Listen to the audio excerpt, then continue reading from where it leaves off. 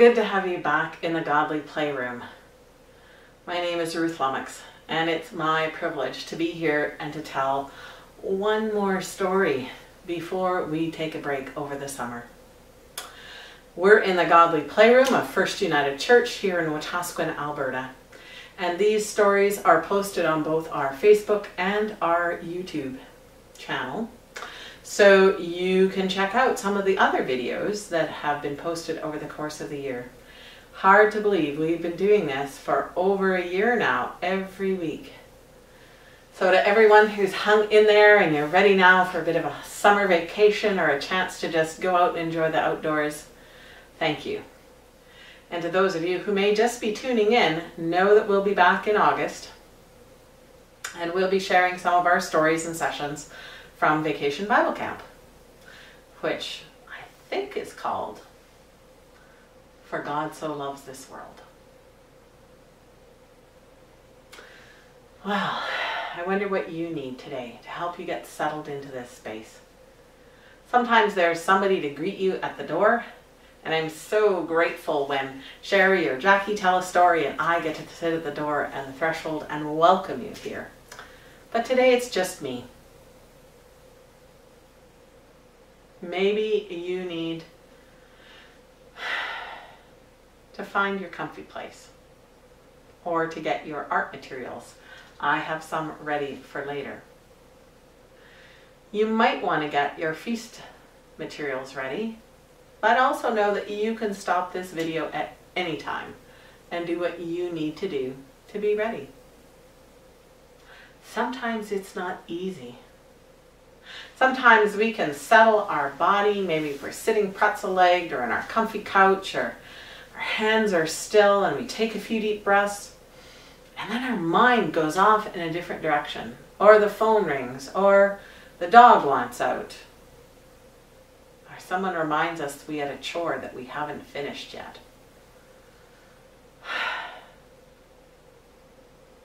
If that happens, just roll with it. Know that you can come back to get ready, find your place in this circle at any time. Maybe you even have a candle you like to light that helps you get ready. Whether it's a candle that we light with matches or a battery operated one, you might choose to get it ready now.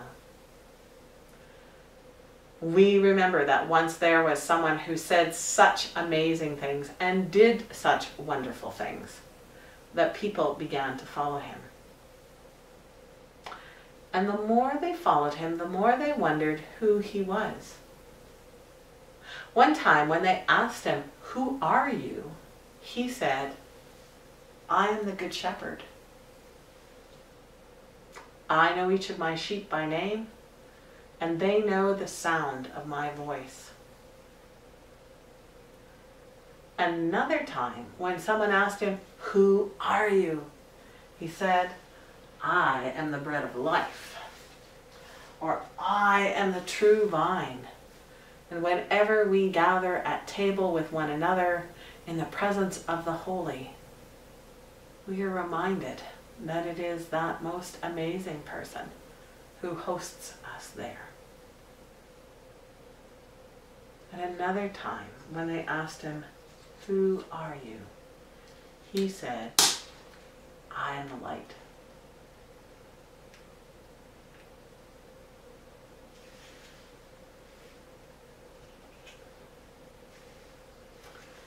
And the light continues to shine. Helps show us the way. Helps us find our way. Which makes me think about today's story, which is a bit about starlight that helped someone find their way.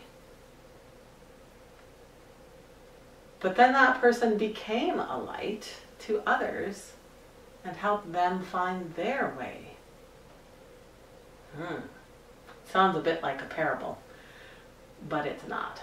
So I think we better put the candle out of the way. It sounds like we're getting ready for this story.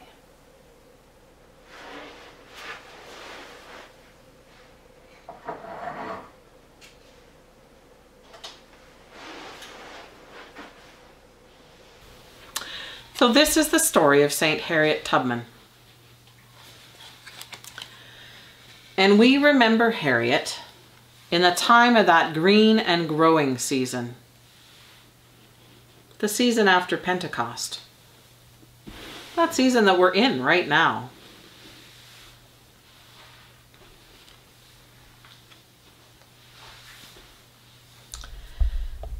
Harriet was born sometime in the year 1822 in Dorchester County, Maryland. Nobody knows for sure when exactly she was born because Harriet was born into slavery. And people didn't think it was important enough to remember when a slave was born. Nor were the slaves treated very well. But Harriet was loved by her parents. And they called her Araminta, or Minty for short. And one of Minty's first memories is of being rocked to sleep in a cradle that was carved out for her by her father. It was probably made out of a hollowed out gum tree, which was common in the area. Minty wasn't allowed to go to school. It was a crime to teach a black person to read or to write. So when Minty was young, her father took her into the forests and he taught her all kinds of things about the trees and the plants and the herbs and the night sky and the stars. Minty's parents also took her to church and they taught her to love the stories from the Bible. It wasn't long before Minty could sing the hymns or the spirituals or tell some of the stories from Scripture by heart. She especially loved the story of Moses, who led his people out of slavery in Egypt into the promised land. That story gave her hope. Minty's father also taught her about an important star, the North Star. He told Minty that whenever she faced that star, she would be facing north, and it would help guide her to freedom. As Minty grew, she grew closer to God. Later, her friends would say, it's almost like you talked to God like God was a friend. And God was her friend. Later, Minty would say in her own words, I always knew God's presence close to me.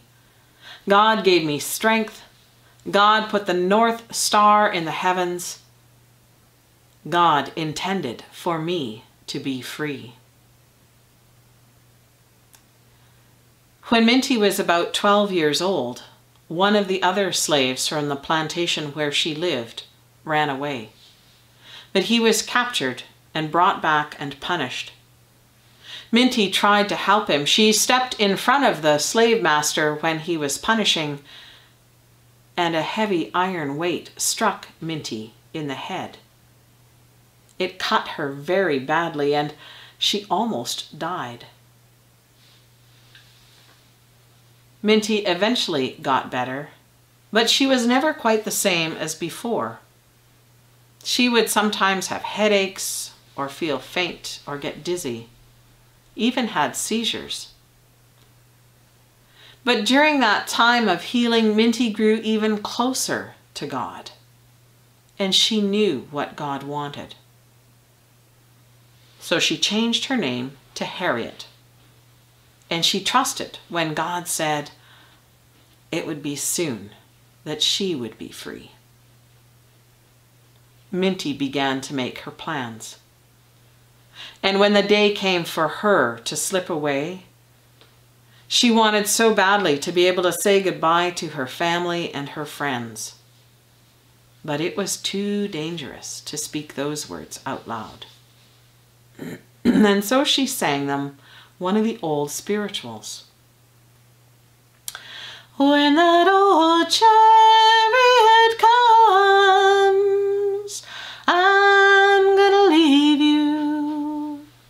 I'm bound for the promised land. Friend,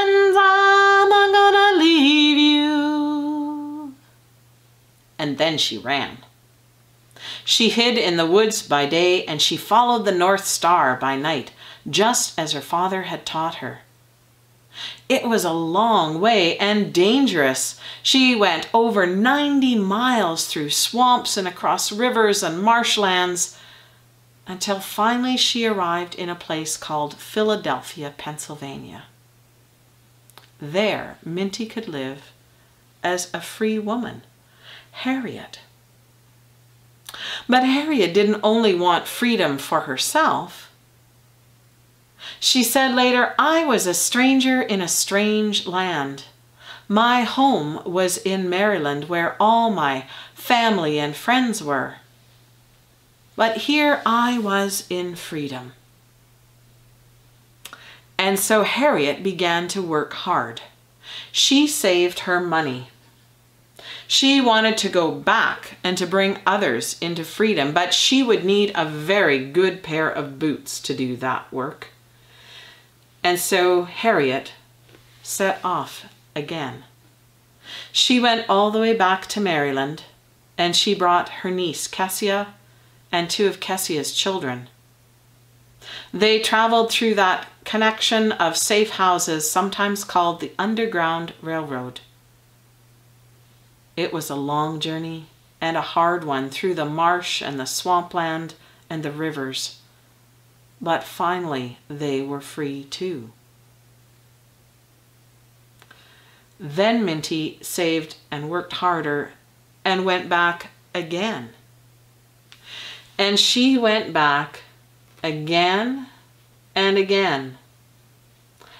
She made 13 trips back to Maryland and probably wore out many pairs of boots. But she brought over 70 people to freedom, including her parents and her family and some friends. Her own people began to call her Moses because she brought so many people into freedom. But Harriet trusted God, and she followed the North Star. And in all those journeys, there was not a single person who died or was lost when Harriet was guiding them.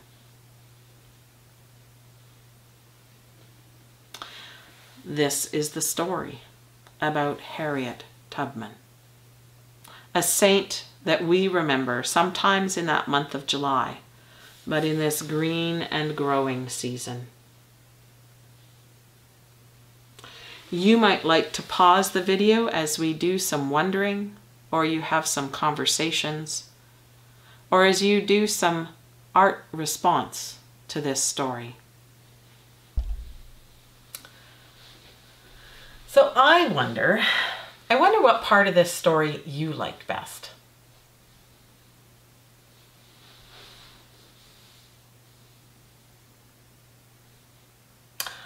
I like the part about Minty's father teaching her about the North Star.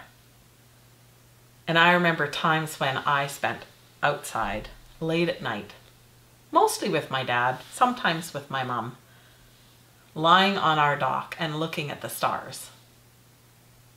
And my dad teaching me about some of the constellations and teaching me how to navigate in our boat at night after dark.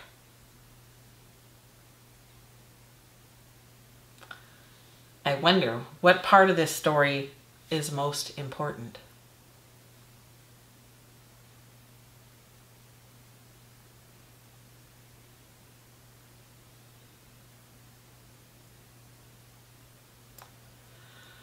I wonder if there's any part of this story we could leave out and still have all the story that we need.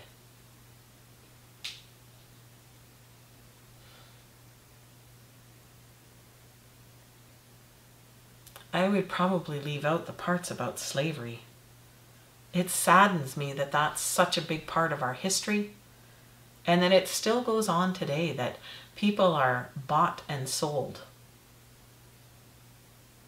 And even though some people aren't slaves, the fact that it's hard for them to get work or work that pays well means that their quality of life isn't like what I take for granted, because the color of my skin is paler.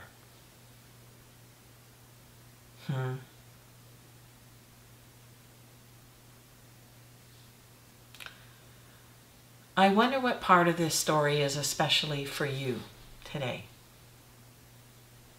or where you are in this story.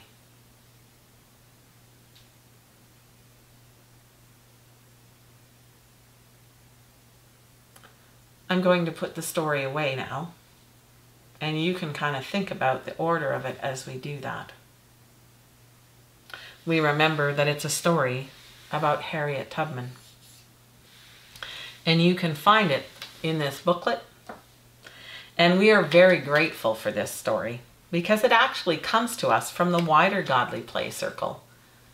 It was written in its original version by Brooke Parker for the Cathedral Church of St. Mark's in Salt Lake City, Utah. So it comes all the way from the southern United States. But you can see on the back there's the map of Dorchester County in Maryland, and there you can see where the state of Maryland is on that east coast of the United States of America. So a story about Harriet Tubman, who was born and called Araminta, and how loved she was by her parents, and the special things they did to help her grow and to learn and know that she was loved. And one of those things was to teach her about the North Star, the star that would guide her to freedom.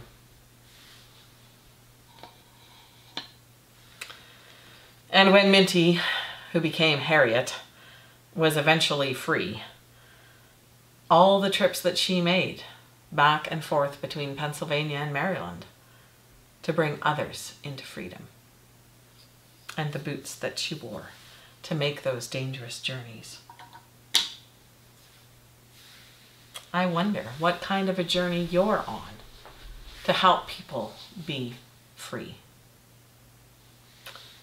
And we do this in the great green and growing season in the Anglican or Episcopal Church where Brooke worships. They remember Harriet on July 20th.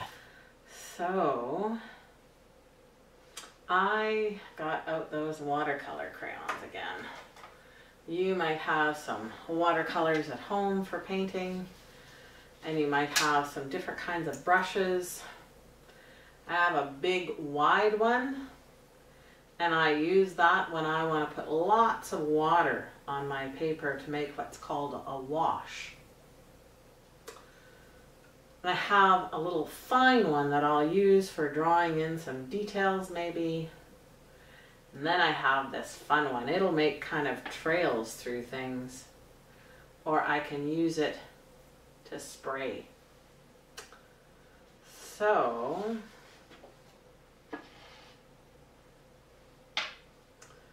I wonder what you've done lately to help yourself just kind of unwind.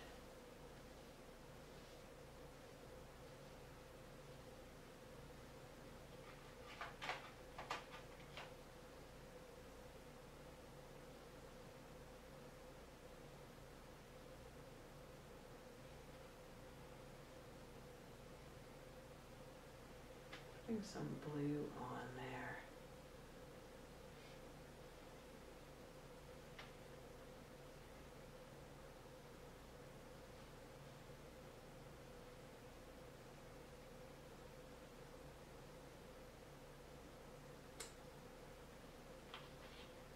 Lighter blue.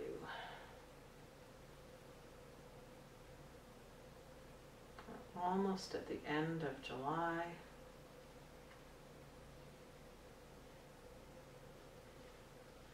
We're moving into that time.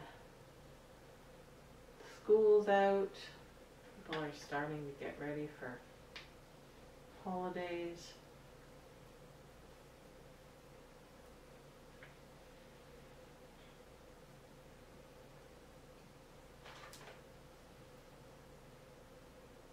Maybe another different year, I think. I'll just sprinkle some spots on there. And then I'm going to try something. This is regular table salt. You can also use a coarse salt. And I'm just going to sprinkle that onto my wet painting and see what happens.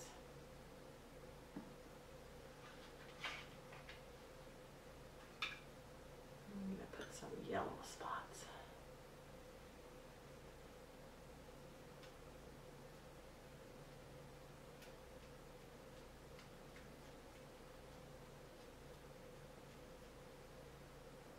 Thinking about Harriet. It's a pretty amazing story.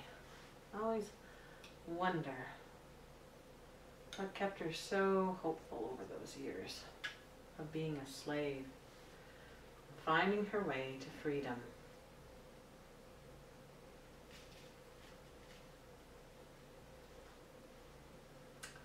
Certainly her relationship with God helped.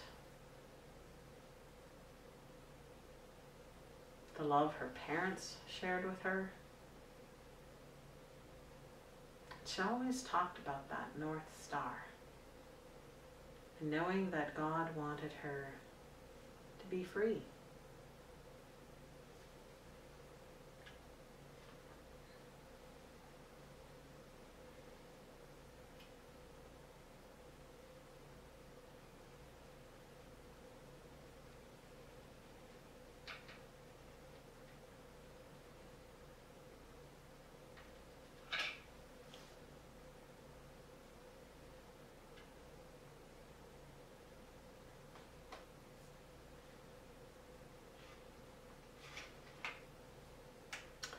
I'm going to let that dry just for a little bit before I start putting in my details.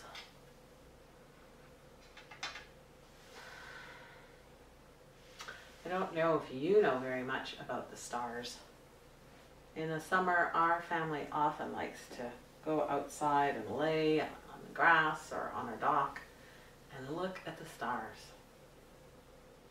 And so I found some different star charts. You can find these online. You might have something on your phone or tablet. We use an app called Night Sky. And it means when I lie there, I can hold my phone or my tablet up to the sky and all of the star constellations show up on the app because it knows where I am to be able to do that. There's a different one. That one's a darker one.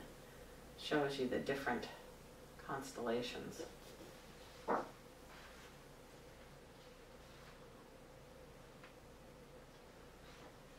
But in this one, most of us are fairly familiar with the Big Dipper and the Little Dipper. Sometimes they're called Ursa Major and Ursa Minor. Ursa is a Greek word, I think, maybe Latin, for bear. So the big bear and the little bear. And you can find them because they always say the Little Dipper is pouring into the Big Dipper. And a dipper was something they used for scooping water out of a bucket back in the day. Sometimes we still use them.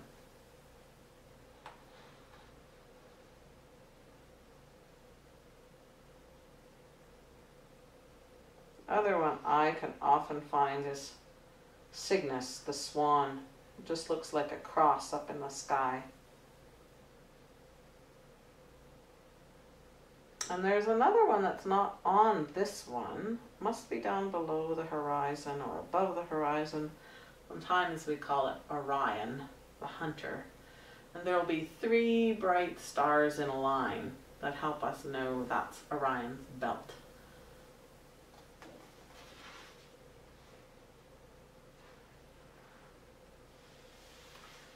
I wonder what stars in the night sky you know. Long ago, the peoples of the world wondered about the stars and what they were really about, and they made up all kinds of stories about them. They each had characters. And the people who traveled across the desert where there was very few landmarks, or on the ocean where there were even less, learned to follow the stars, to guide them to their destination or to bring them safely home.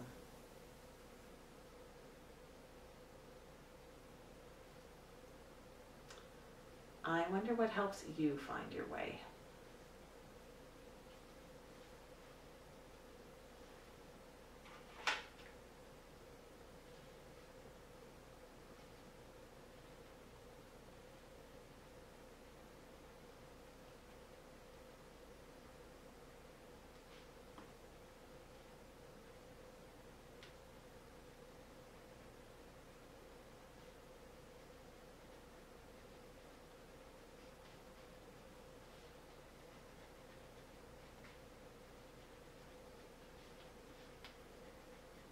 It's been a year where many of the familiar things either haven't been possible or they're different from how we imagined.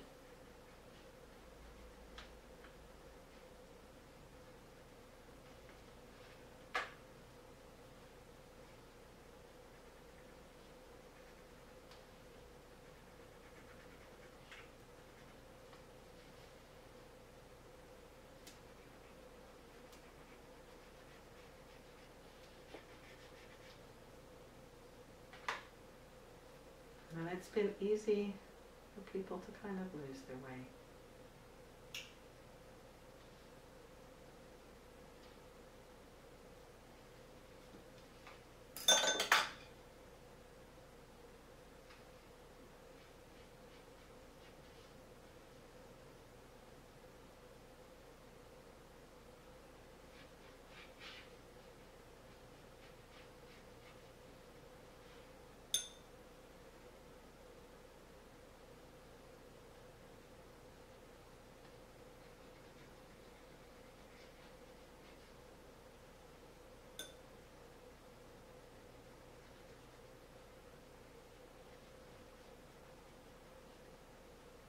Sometimes even the people you rely on get lost. Moms and dads, even ministers, from time to time.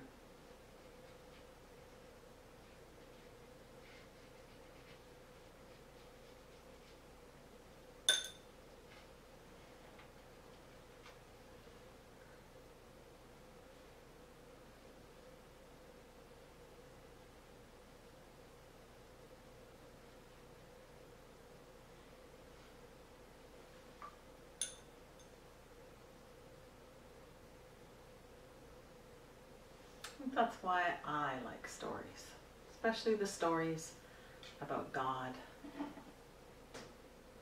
how God's acted in people's lives. Because in those times when I feel lost,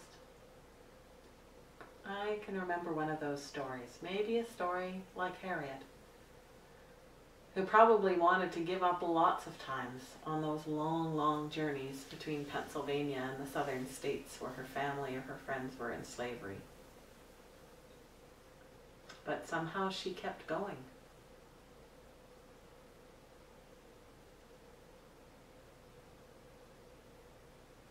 And the stories of people like Harriet and other stories from the Bible are the stories that help keep me going.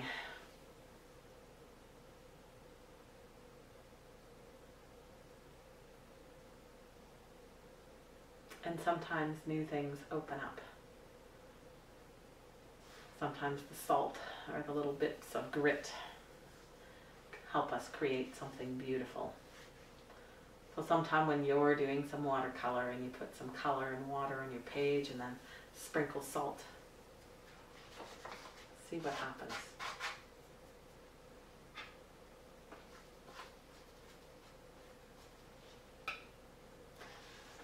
This one didn't quite work as well as I'd hoped, but that's okay too. Sometimes it makes little starbursts or snowflakes with the salt crystal and the water as they interact. Well, I seem to have made a pretty good mess today with my response. So I'm going to take some time to clean that up, and you can stop the video if you're not quite done yours yet and do some more work. And then come on back for our prayers and feast. Welcome back. I hope your time doing response was refreshing or grounding or helped you connect a little more deeply with God. It really doesn't matter so much what we create, that we let the materials speak to us and through us. Sometimes it is enough to be co-creating with the Holy. So we have come to feast time, and if you need to stop the video again and go find your feast materials, you can do that. I have some things here, and I'll just get my hands cleaned up a little bit from all that paint and salt. And let's sing a grace. I wonder, what could we sing? I know Jackie did Johnny Appleseed not that long ago. And we've sung the Mana Grace. What about for health and strength? Those are pretty precious. Even in spite of her health conditions, Harriet was able to make several trips back and forth. And so the words are quite simple. For health and strength and daily food, we give you thanks, O God. And it's just like walking down a staircase when we're singing. It's for health and strength and daily food, we give you thanks, O God. So let's do it together. For health and strength and daily food, we give you thanks, O God. You can even sing that one as a round if there's more than one person in the household. Or like I used to do sometimes, I would record myself doing one part and then play it and sing along. Things we come up with when we're all by ourselves. Wonder what you have for feast. I have some grapes. And they are crispy and good today.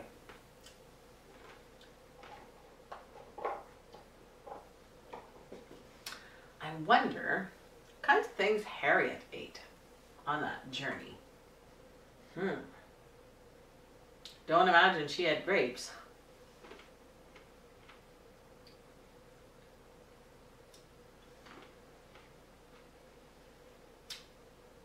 Hopefully they found enough water. Water they could drink anyways. Not always drinkable water when you're in marshes and swamps.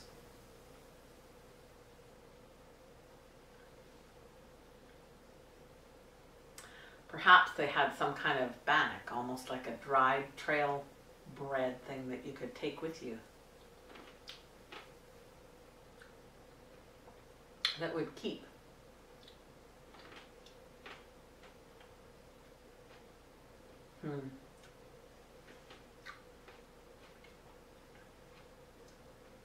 I am so fortunate to have so many good things to eat and to drink.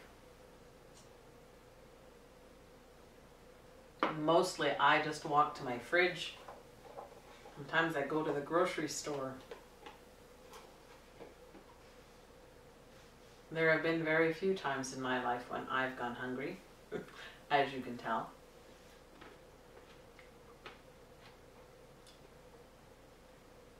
But the few times that I have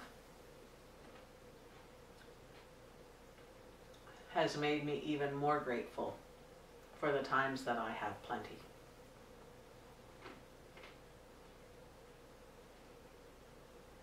Sometimes people of faith do what's called a fast, where you purposely go without food for a period of time. Sometimes for 1 day or 2 days. And people pray or journal or be very intentional about their relationship with the holy. Some indigenous traditions also do that kind of fasting as part of a spiritual quest to learn more about themselves and who they are. I think there's a story even about Jesus who goes into the wilderness and went for a very long time without food.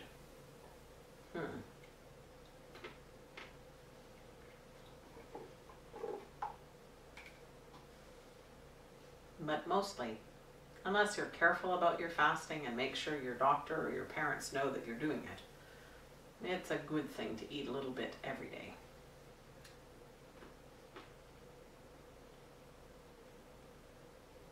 I wonder what some of your favorite summer foods are.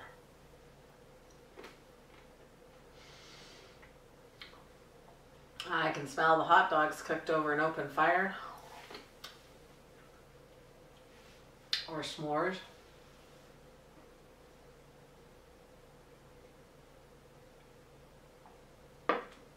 Potato salad. Watermelon. Popsicles. Lots of good things that we tend to associate with the summer months. I hope you get to enjoy them. But for now, we're coming to the end of our time together. And it is the end of our time together for quite a while. We'll be taking a break during the month of July. You can check out our Facebook page or our YouTube channel and watch some of the videos that have already been recorded and posted. And know that we'll be back again in August with some of the sessions from our vacation Bible camp. More stories, more art, more opportunity to be together.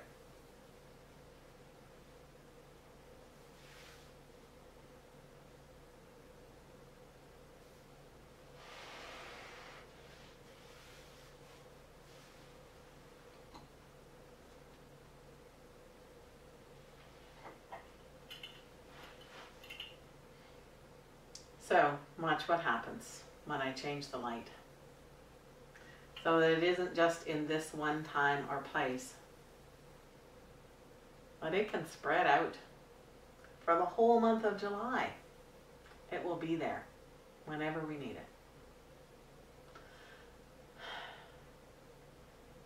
Especially when we lose our way. So watch what happens.